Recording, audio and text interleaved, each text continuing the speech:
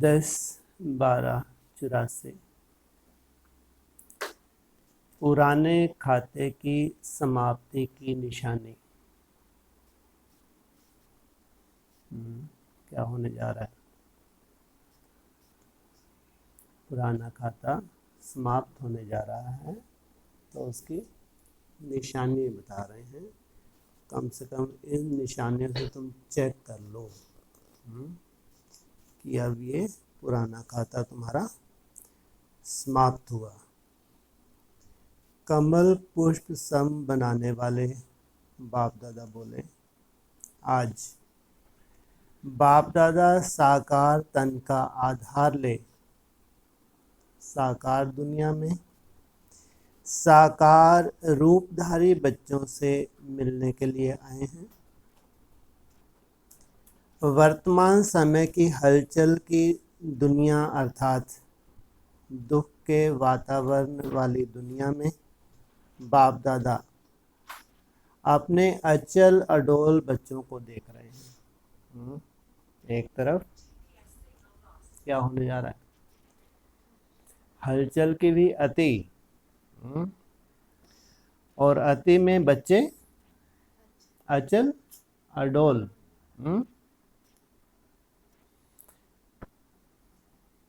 हलचल में रहते न्यारे और बाप के प्यारे कमल पुष्प को देख रहे हैं। न्यारे भी हैं और साथ में किसके? बाप के प्यारे। ऐसे कमल पुष्प को देख रहे हैं। भय के वातावरण में रहते निर्भय। कौन सा वातावरण है? कब कौन सा माया का रूप कैसा हो जाए, कैसा वार हो जाए, ये बच्चे कम से कम समय की पहचान तो है ही। शक्ति स्वरूप बच्चों को देख रहे हैं। जानते हैं स्थिति परिस्थिति कैसी हैं, अनुकूल हैं विपरीत हैं? विपरीत हैं, लेकिन कौन सी शक्ति धारण किए हुए हैं?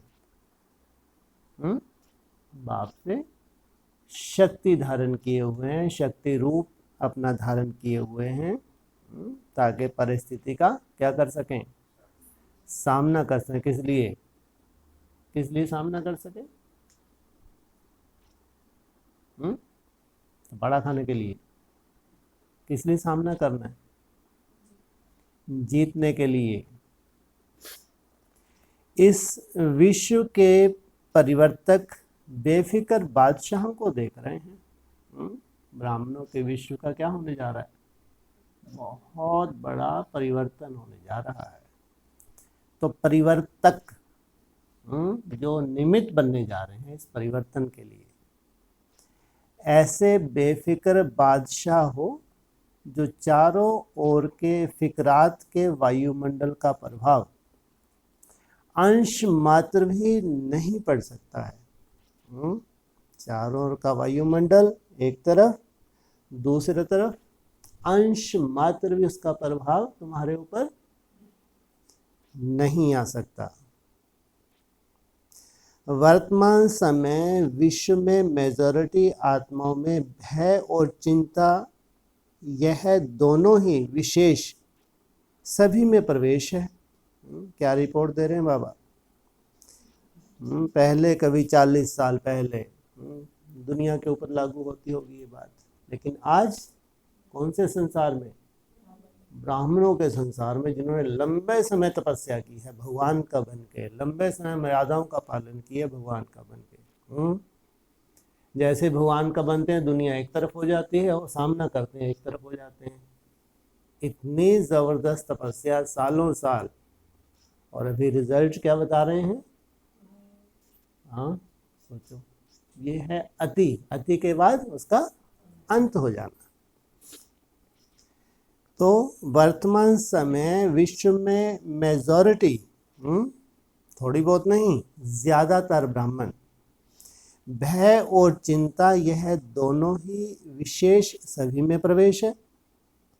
लेकिन जितने ही वह फिक्र में हैं, चिंता में हैं, उतने ही आप शुभ चिंतक हो। उनमें चिंता व्याप्त है, और आप कौन हो? उन सबके शुभ चिंतक हो। चिंता बदल शुभ चिंतक के भावना स्वरूप बन गए हो।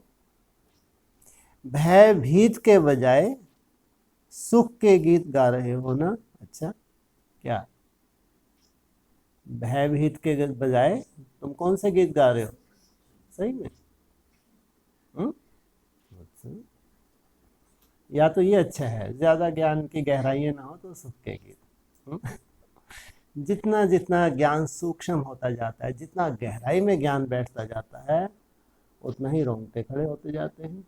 तो वो सुख के गीत गाएं, बाप रे बाप। हाँ, लेकिन बोल रहे हैं भयभीत के बजाय सुख के गीत गा रहे हो।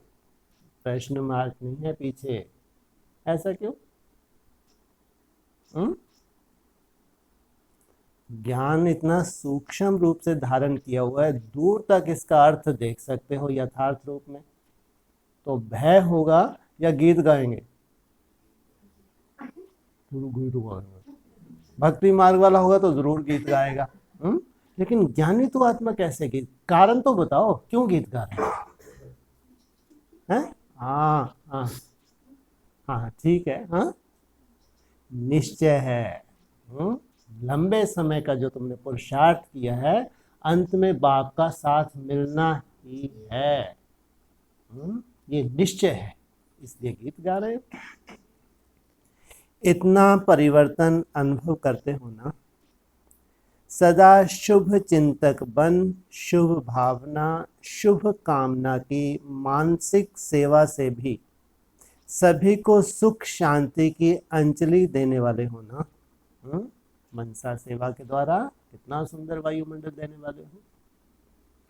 अकाले मृत्यु वाली आत्माओं को अकाल मूर्त बन शांति और शक्ति का सहयोग देने वाले हो ना। आज निश्चय बुद्धि अचानक ऐसा कोई स्थिति परिस्थिति बनी, बाप के प्रति क्या हो गया?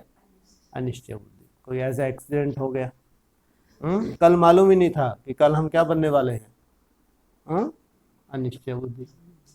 ये समय चल रहा नहीं चल रहा ब्राह्मणों की दुनिया में। लेकिन ये अकाल मृत्यु जो बेहद की है, इनको भी क्या बन के? अकाल मूर्त। तुमको काल खा ही नहीं सकता। तुम कभी भी अनिश्चय बुद्धि ना स्वयं के प्रति, ना बाप के प्रति, ना ड्रामा के प्रति बन नहीं सकते, क्योंकि वर्तमान समय जीवन ही अकाल मृत्यु की है। जो लंबे समय के भगवान के बन के चले हैं, उनको अभी तक कुछ अगर नहीं दिखा है इतनी मेहनत के बाद भी, तो वो क्या है? कभी भी हार्ट फेल हो सकते नहीं हो सकते? तो जैसे भगवान ने उनको थाम रखा है, लेकिन कोई भरोसा नहीं, चलते चलते कब इनके हार्ट फेल हो जाए। जैसे वायु का समुद्र का तूफान अचानक लगता है, ऐसे यह अकाल मृत्यु का भी तूफान अचानक और तेजी से एक साथ अनेकों को ले जाता है। बहुत बड़ा तूफान लास्ट टाइम कब आया था ब्राह्मणों की दुनिया में, एडवांस में खास 2017 लास्ट में। कितना बड़ा तूफान, कितनों को ले डूबा, कितने मरे। भले ही आज कितना भी बोले कि नहीं हम तो बहुत बढ़िया थे, तो बाप जानते हैं आगे जाके तो थपाड़े खाएंगे। तो वहाँ इनके रिजल्ट मालूम पड़े, कितने अनिश्चय बुद्धि बने, कितने लंबे समय के लिए बने। ऐसे तो मुंह के बक्के जब बाप की प्रत्यक्षता होगी नाच नाच के दिखाएंगे, नहीं दिखाएंगे। लेकिन ढेर के ढेर अकाल मृत्यु हुई है। यह अकाल मृत्यु का तूफान अभी तो शुरू हुआ है। क्या कह रहे हैं? अरे कब कब लाओ, आज थोड़ी शुरू हुआ है। कब शुरू हुआ है? 2017 लास्ट में। अब तो जब हो जाता है पूरा तूफान फान, उसके बाद धीरे धीरे फिर क्या होने लगता है? शांति होती है। तूफान कितना समय चलेगा भाई? उसकी भी तो लिमिट है। 2017, 18, 19, उसके बाद तो फिर 20 से तो परिवर्तन, 20, 21 धीरे धीरे क्या हो रहा है?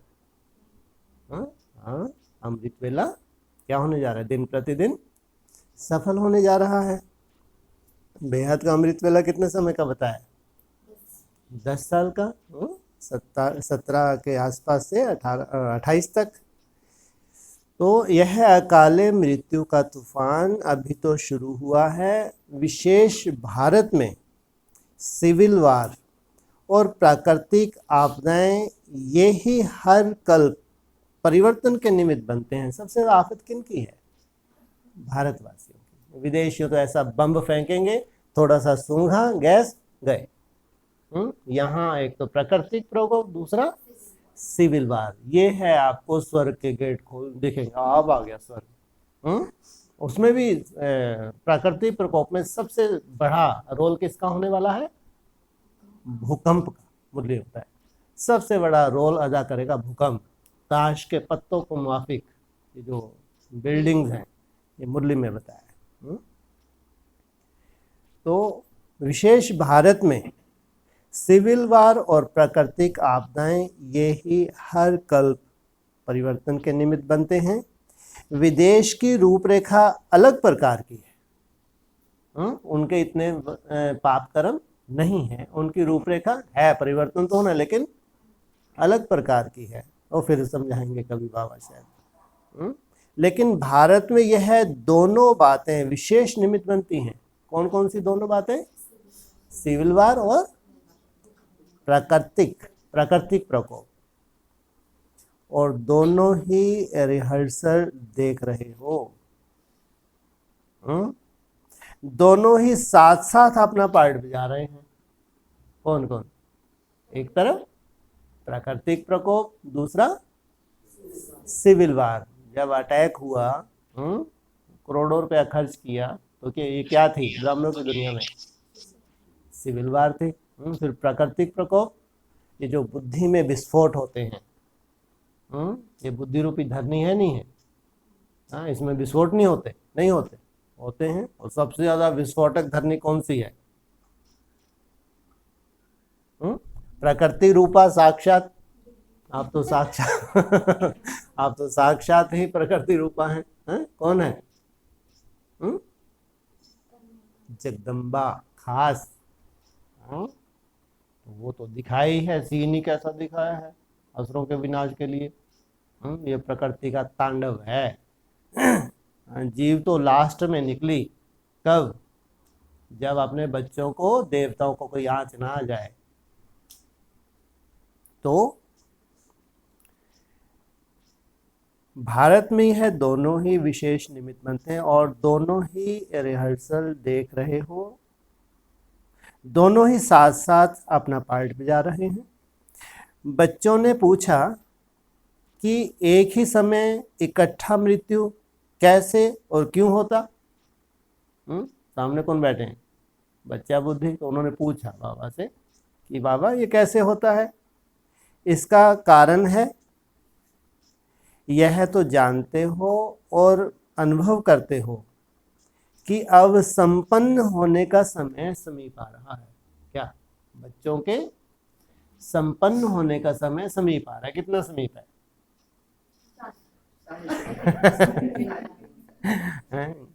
हाँ जी, टिक कर दे, वो कर दे वो लॉक कर दे। और करीब नहीं हो सकता? और करीब नहीं हो सकता? हो सकता है 1 साल। अच्छा माना 24 बजने वाले है ना, सॉरी 12 बजने वाले हैं। ऐसा? चलो देखते हैं। 12 बजने पहले तो ये 9 मास भी तो हैं। शुरुआत कहाँ से होती है? हाँ, जो ज्ञान का बीज डल जाता है संपूर्णता का, वहां से फिर वो पकता है, वो बीज, योग बल उसको मिलता है, तब वो रिजल्ट सामने आती है। तो इसका कारण यह तो जानते हो और अनुभव करते हो कि अब संपन्न होने का समय समीप आ रहा है। सभी आत्माओं का द्वापर व कलयुग से किए हुए विकर्मों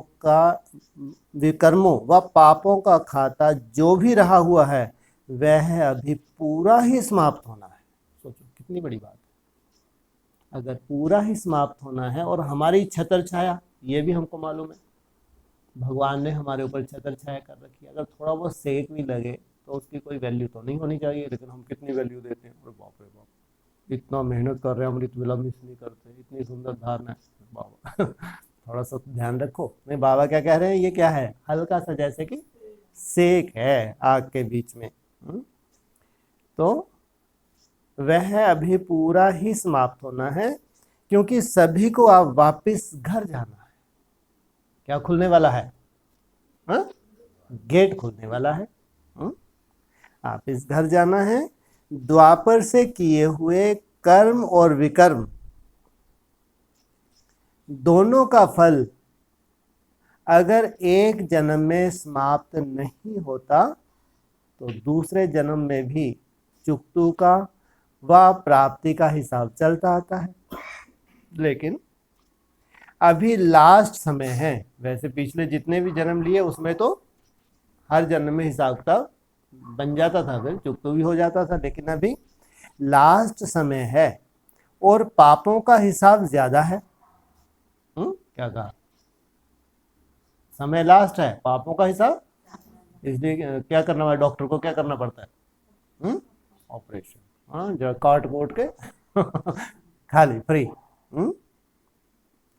इसलिए अब जल्दी जल्दी जन्म और जल्दी जल्दी मृत्यु। निश्चय बुद्धि भी एकदम जैसे अव्यक्तवाणी सुनी मजा आ गया। सुबह का अमीर शाम का फकीर, शाम को चेहरा लटक गया। हाँ, जल्दी जल्दी अकाले मृत्यु भी, जन्म भी लिया, मरे भी, जन्म हो जाए जो होना है, ठीक है। हाँ? है तो क्या कल्याण है, कल्याण, कल्याण ही कल्याण है। इसलिए अब जल्दी जल्दी जन्म और जल्दी जल्दी मृत्यु, इस सजा द्वारा अनेक आत्माओं का पुराना खाता खत्म हो रहा है। इस सजा द्वारा सुबह का अमीर शाम का फकीर, जल्दी से खाता चुकतू हो रहा है। तो वर्तमान समय मृत्यु भी दर्दनाक और जन्म भी मेजॉरिटी का बहुत दुख से हो रहा है ना। मृत्यु कैसी है और जन्म भी कहाँ, गरम महल, कितना अंतर है। और गरम महल में जन्म कैसा होगा, याद की यात्रा कैसी होगी। ना सहज मृत्यु ना सहज जन्म, ये भारतवासियों की हालत है। ना तो इनकी मृत्यु सहज है, ना ही इनका जन्म सहज है। तो दर्दनाक मृत्यु और दुखमय जन्म, यह जल्दी हिसाब किताब चुकतू करने का साधन है।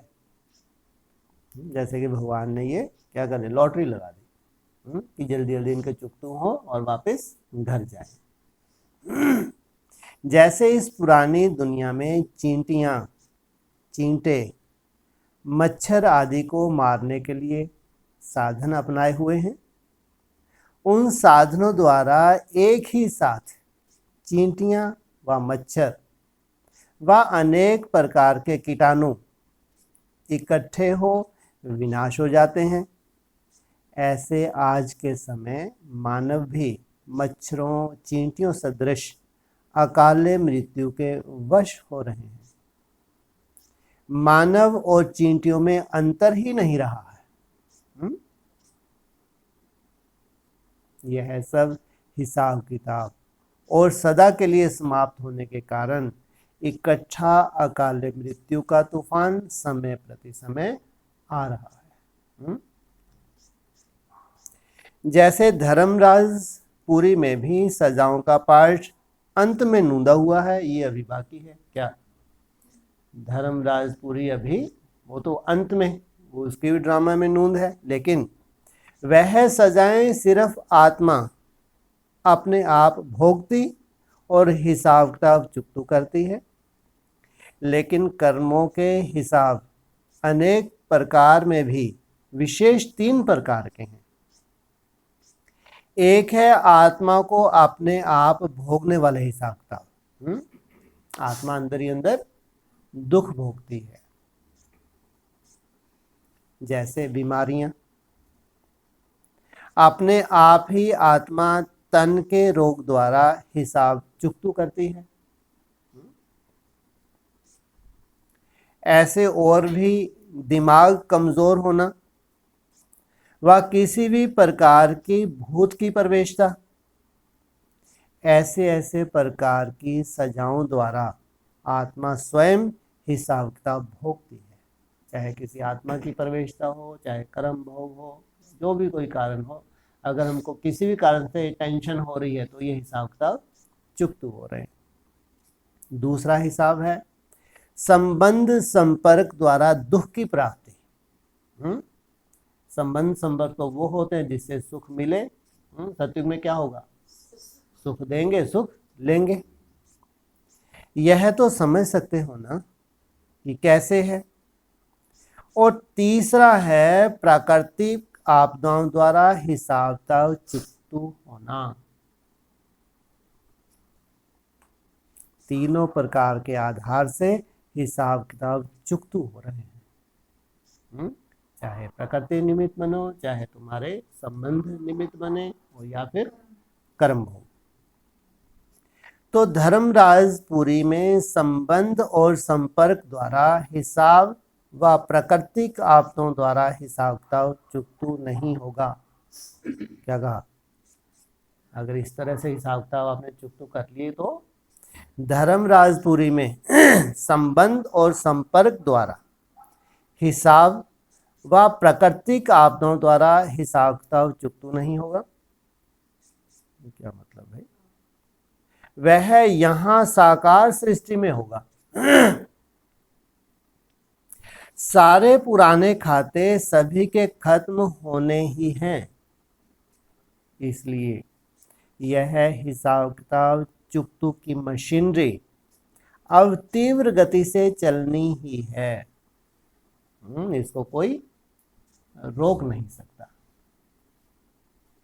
विश्व में यह सब होना ही है, समझा? यह है कर्मों की गति का हिसाब किताब। अब अपने आप को चेक करो कि मुझ ब्राह्मण आत्मा का तीव्र गति के तीव्र पुरुषार्थ द्वारा सब पुराने हिसाब किताब चुकतू हुए हैं व अभी भी कुछ बोझ रहा हुआ है। पुराना खाता अभी कुछ रहा हुआ है, वह समाप्त हो गया है। इसकी विशेष निशानी जानते हो? श्रेष्ठ परिवर्तन में व श्रेष्ठ कर्म करने में कोई भी अपना स्वभाव संस्कार विघन डालता है। वह जितना चाहते हैं, जितना सोचते हैं, उतना नहीं कर पाते हैं और यही बोल निकलते व संकल्प मन में चलते हैं कि ना चाहते भी पता नहीं क्यों हो जाता।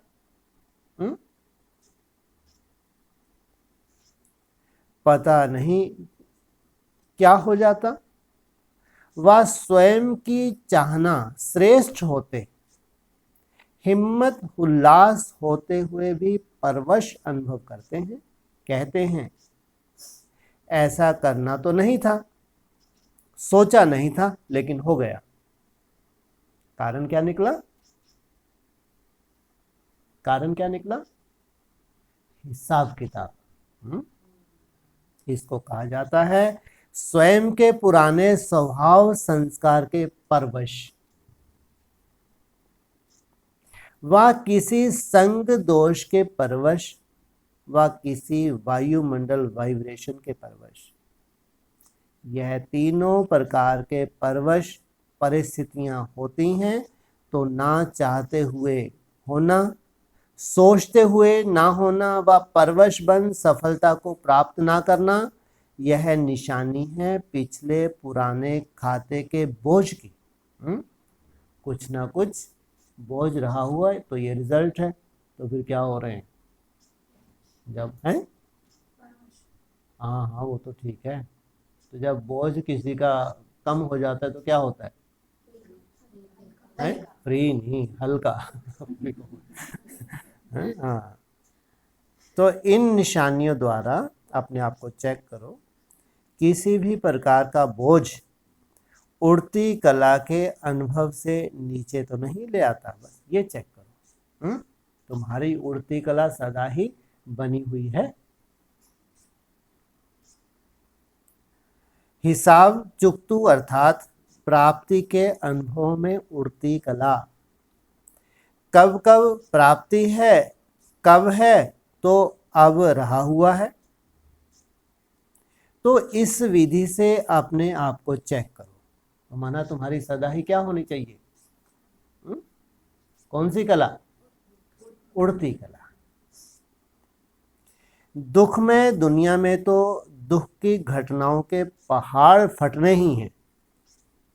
ऐसे समय पर सेफ्टी का साधन है ही बाप की छत्र छाया। ये किनको नसीब है? किनको नसीब है ये? हाँ, इतना कौन से बच्चे इतना निश्चय होने की हमको नसीब है। हाँ, ये हमारा जन्म सिद्ध अधिकार है उसकी छत्र छाया में पलना। छत्र छाया तो है ही ना। अच्छा, मिलन मेला मनाने सब आए हैं। यही मिलन मेला कितनी भी दर्दनाक सीन हो, लेकिन मेला है तो यह खेल लगेगा। तो बड़ी से बड़ी सीन भी क्या लगेगी? जैसे कि ये खेल है, भयभीत नहीं होंगे। मिलन के गीत गाते रहेंगे, खुशी में नाचते रहेंगे। मन बुद्धि भगवान में लगी ही रहेगी। औरों को भी साहस का सहयोग देंगे। स्थूल नाचना नहीं, यह खुशी का नाचना है। मेला सदा मनाते रहते हो ना, रहते ही मिलन मेले में हो, फिर भी मधुबन के मेले में आए हो। बाप दादा भी ऐसे मेला मनाने वाले बच्चों को देख हर्षित होते हैं। मधुबन के श्रृंगार मधुबन में पहुंच गए हैं। अच्छा, ऐसे सदा स्वयं के सर्व हिसाब किताब चुकतू कर औरों के भी हिसाब किताब चुकतू कराने की शक्ति स्वरूप आत्माओं को सदा दुख दर्दनाक वायुमंडल में रहते हुए न्यारे और बाप के प्यारे रहने वाले रूहानी कमल पुष्पों को सर्व आत्माओं प्रति शुभ चिंतक रहने वाली श्रेष्ठ आत्माओं को बाप दादा का याद प्यार और नमस्ते। टीचर्स बहनों के साथ सेवाधारी हैं, टीचर्स नहीं। सेवा में त्याग तपस्या समाई हुई है। सेवाधारी बनना माना खान के अधिकारी बनना। सेवा ऐसी चीज है जिससे हर सेकंड में भरपूर ही भरपूर, इतने भरपूर हो जाते जो आधा कल्प खाते ही रहेंगे, मेहनत की जरूरत नहीं। ऐसे सेवाधारी, वह भी रूहानी सेवाधारी, रूह की स्थिति में स्थित हो, रूह की सेवा करने वाले, इसको कहा जाता है रूहानी सेवाधारी। ऐसे रूहानी सेवाधारियों को बाप दादा सदा रूहानी गुलाब का टाइटल देते हैं। तो सभी रूहानी गुलाब हो जो कभी भी मुरझाने वाले नहीं। कौन से गुलाब हो? रूहानी गुलाब, सदा अपनी रूहानियत की खुशबू से सभी को रिफ्रेश करने वाले। दूसरा, सेवाधारी बनना भी बहुत श्रेष्ठ भाग्य है। सेवाधारी अर्थात बाप समान। जैसे बाप सेवाधारी है, वैसे आप भी निमित्त सेवाधारी हैं। बाप बेहद का शिक्षक है, आप भी निमित्त शिक्षक हो। तो बाप समान बनने का भाग्य प्राप्त है। सदा इसी श्रेष्ठ भाग्य द्वारा औरों को भी अविनाशी भाग्य का वरदान दिलाते रहो। सारे विश्व में श्रेष्ठ भाग्य बहुत थोड़ी सी आत्माओं का है। इस विशेष भाग्य को स्मृति में रखते समर्थ बनाते रहो। पहले क्या करो? समर्थ बन, फिर समर्थ बनाते रहो। इसको कहेंगे रूहानी टीचर, सॉरी रूहानी टीचर, रूहानी गुलाब। समर्थ बन, समर्थ बनाते रहो, उड़ते रहो। उड़ते रहो माने उड़ती कला, उड़ते रहो,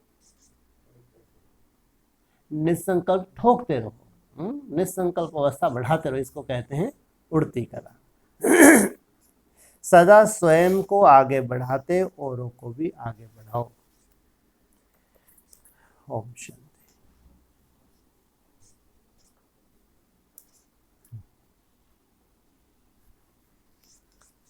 हाँ जी बोलिए।